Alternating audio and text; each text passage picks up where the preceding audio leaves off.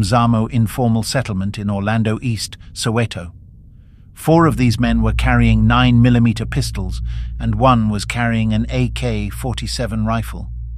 After walking in the tavern, the men started shooting randomly at a group of people before fleeing the scene in a white minibus. When the police arrived a few hours later, they found out that a total of 23 people were shot inside the tavern.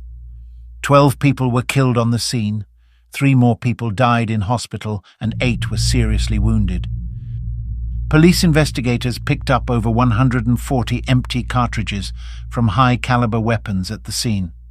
Former Police Minister Bheki Cele formed an 11-member detective team to investigate the murders, and also members of the Tactical Response Team, TRT members, were deployed to the area to assist the local police.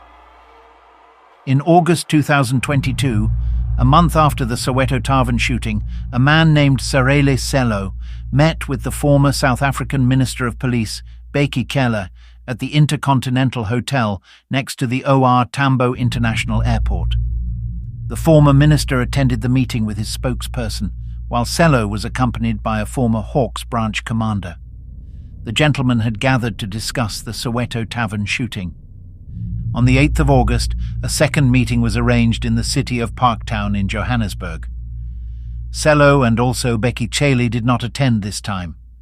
However, during that meeting, the South African Police Service turned up with a list of 10 individuals whom they wanted in connection with the shooting. On the 5th of September 2022, the SAPS released a list of 5 men, all members of a popular organization from Lesotho called Terene Mokata, who were wanted in connection with the shooting.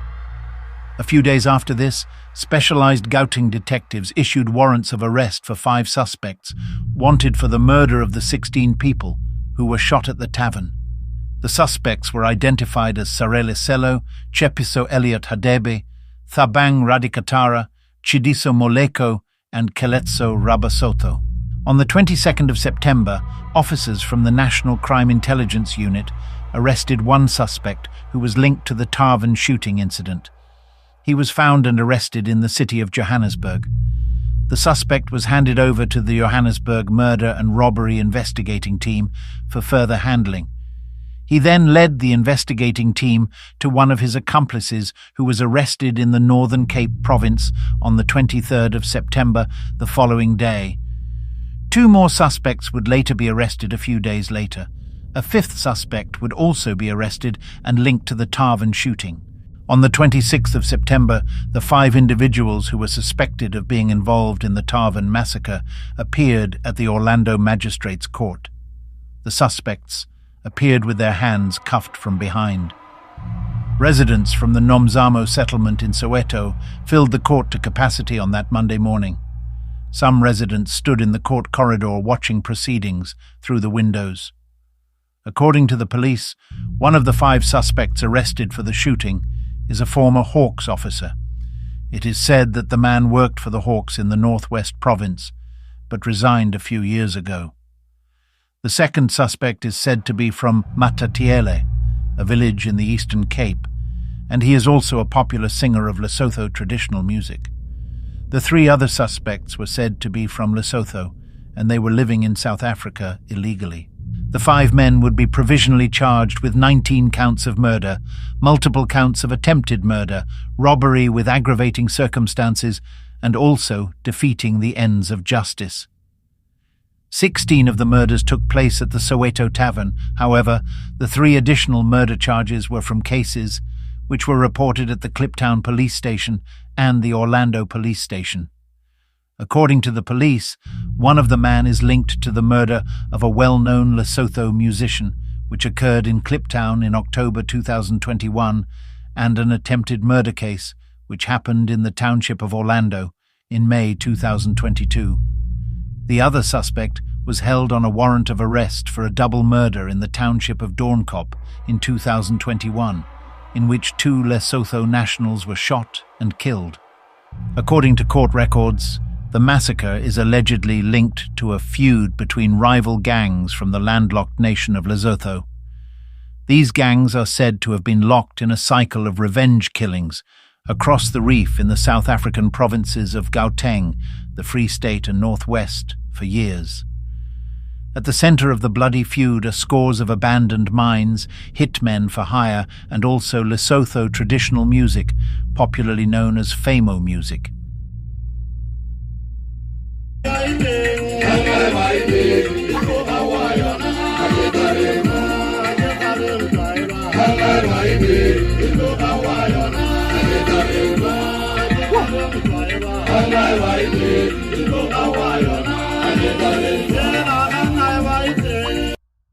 Lesotho, a small landlocked kingdom encircled by South Africa, is known for its breathtaking landscapes, proud traditions, and rich oral culture. But beneath the beauty lies a story rarely told beyond its borders. A deadly conflict that has claimed hundreds of lives, rooted in a traditional genre of music called Famo. What began as a musical expression of Basotho identity has evolved into something far more dangerous.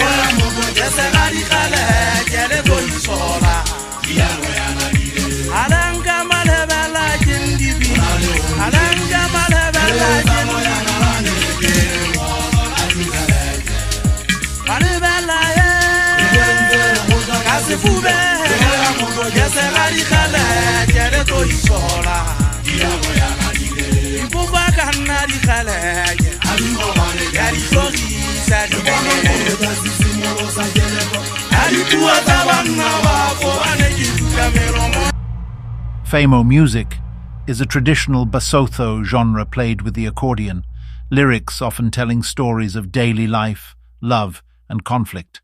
Famo music originated in the slum yards of Johannesburg in the 1920s. Back then, it was mostly performed for drinkers of an illicit brew called skokiaan in illegal drinking spots for black people, called shebeens. Many visiting the shebeens were Basotho nationals who joined throngs migrating to South Africa in search of work, which also included native black South Africans dispossessed from their land under apartheid. From South Africa's townships, Famo made its way to Lesotho and became common in shebeens.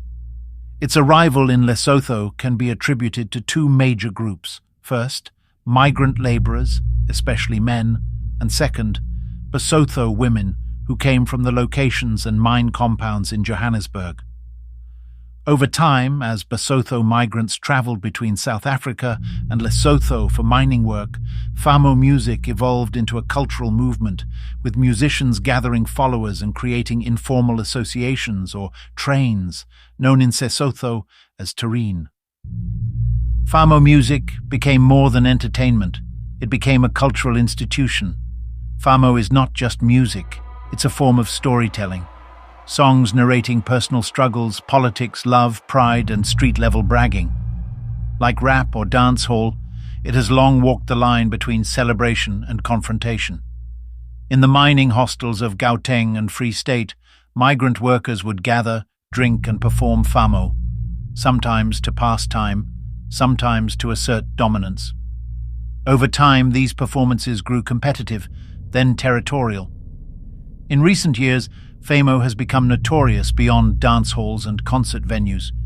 Fierce rivalry between some fans and singers has caused deadly gang warfare in Lesotho. Recently, the violence has exacerbated so much that the government banned some Famo groups and branded them as terrorist organizations. Many of the killings are connected to a long-standing feud between two major Famo gangs, the Terene Mokata and the Terene Chakala. The war between these two organizations has left a trail of corpses. According to Lesotho's police records, more than 100 people have been killed in Famo-related violence over the past decade, many of them being musicians, gang members, and also very powerful individuals within the Lesotho political scene. On the 14th of June 2017, a 58-year-old woman named Lipolelo Taban was shot and killed in the city of Maseru, the capital of Lesotho. Gunmen ambushed Lipolelo in her car as she made her way home and shot at her multiple times at close range, and she died on the side of a road. Lipolelo Tabane was a Lesotho political figure and the wife of the former Prime Minister of Lesotho, Tom Tabane. She had 2 children with him after they got married in 1987. At the time of Lipolelo's death, she was going through a bitter divorce with the former Prime Minister and had been living apart from her husband since 2012. Tom had moved in with his current wife, Messiah, sometime between 2012 and 2017. Lipolelo was shot and killed 2 days before Tom Tabane was to be inaugurated as Prime Minister of Lesotho. He appeared at his 2017 inauguration with his current wife, Messiah. 2 months after Lipolelo's death, Messiah and Tom got married. 5 men, who were all in the leadership of an organization called Terine, were accused of the murder of Lipolelo Tabane.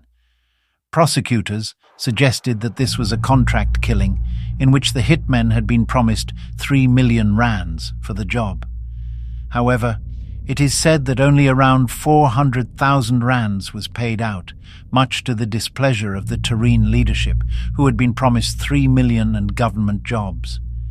The subsequent investigation into Lipolelo's assassination collapsed amid a wave of killings, but the incident exposed deep fractures within the Terine organization.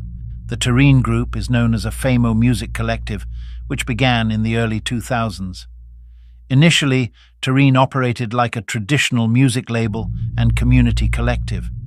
They organized concerts, protected their artists, and began cultivating loyal followers in Lesotho and the Free State. But as the mining economy collapsed and the Lesotho government became increasingly unstable, these groups took advantage of the vacuum. The gang's transition into criminality began with small-scale extortion and protection rackets at Famo events. Over time, they developed into armed units, controlling mining shafts in Velcom, Carltonville, and Randfontein, where illegal gold mining became a gold rush for the desperate and fearless.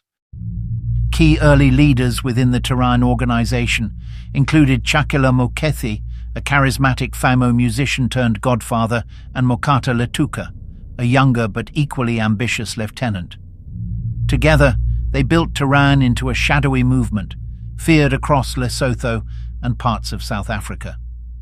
However, tensions soon emerged over leadership, territory, and money. This first became apparent when 2 Terine leaders clashed at a rally, which was hosted by a popular Lesotho political party called the All Basotho Convention in August 2018. At that rally, one Terine faction, which was led by a man named Ntate Tselana, accused another faction, led by Sarele Selo, of blocking their access to the leader of the All Basotho Convention party, as well as instigating the placing of Chakela on the police wanted list for the Lipolelo murder. In December 2018, Terine officially split into 2 factions, the Terine Mokata and the Terine Chakela.